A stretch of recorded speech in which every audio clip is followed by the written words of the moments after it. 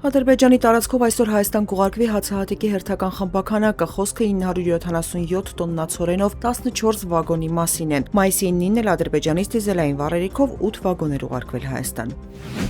Նովարաշեն քրեակատարողական հիմնարկում կալանավոր է ինքնասպան եղել 52-ամյա տղամարդուն խցում կախված են գտել։ Ֆակտոր TV-ի տեղեկություններով կալանավորը մեղադրվում էր 12 տարին չլրացած անձի նկատմամբ ենթադրյալ սեռական հանցագործություն կատարելու համար։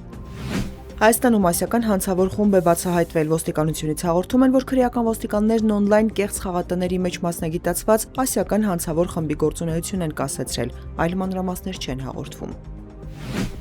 Շաքի գետից սահմանվածից ավելի արված ջրառի հետևանքով Հայաստանի ջրային ռեսուրսին շուրջ 27 միլիոն դրամի վնաս է հասցվել։ Բնապահպանության եւ ընդերքի տեսչական մարմինը Շաքիի ջրվեժի ջրային հոսքի նվազման վերաբերյալ ստացված ահազանգի հիման վրա ստուգումներ է իրականացրել Հակոբյանյանի եւ Գալստանյանի ՀԵԿ ընկերության Շաքի փոքր հեկում։ Ստուգումների արդյունքում պարզվել է, որ Շաքի գետից ավելի քան 13.5 միլիոն խորանարդ մետր ավելի ջրառ է իրականացվել։ Ընկերության տնօրենը վարչական պատասխանատվության կենթարկվի։ Ռուսաստանի Ռիազան քաղաքն ուկրաինական անօդաչուների հարձակման է ենթարկվել։ Նահանգապետ Պավել Մալկովը տեղեկացրել է 3 զոհի մասին, 12 մարդ վիրավորվել է, այդ թվում երեխաներ։ Ըստ տեղեկությունների անօդաչուները հարվածել են Ռոսնեֆթի նավթավերամշակման գործարանին, որը Ռուսաստանում ամենամեծերից մեկն է։ Հարվածի հետևանքով հրդեհ է բռնկվել, վնասվել է 2 բազմաբնակարան շենք։ Ռուսաստանի պաշտպանության նախարարությունը հայտարարել է, որ գիշերվա ընթացքում երկրի մի շարք շրջաններում 355 ուկրաինական անօդաչու է խոցվել։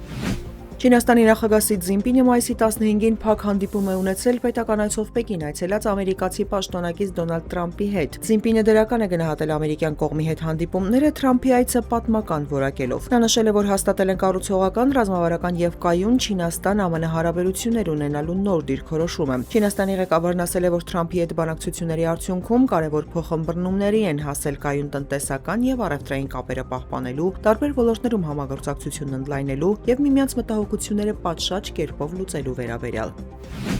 Հայաստանի պատվիրակ Սիմոնը նախորդին ելույթ ունեցավ Եվրատեսիլ 2026-ի երկրորդ կիսաեզրափակիչում, բայց չընդգրկվեց երեկոյի լավագույն տասնյակում ու չանցավ եզրափակիչ։ Կիսաեզրափակիչ փուլը հաղթահարած 20 երկրները մեծ քառյակի երկրների ու հյուրընկալող Ավստրիայի հետ միասին ելույթ կունենան մայիսի 16-ին։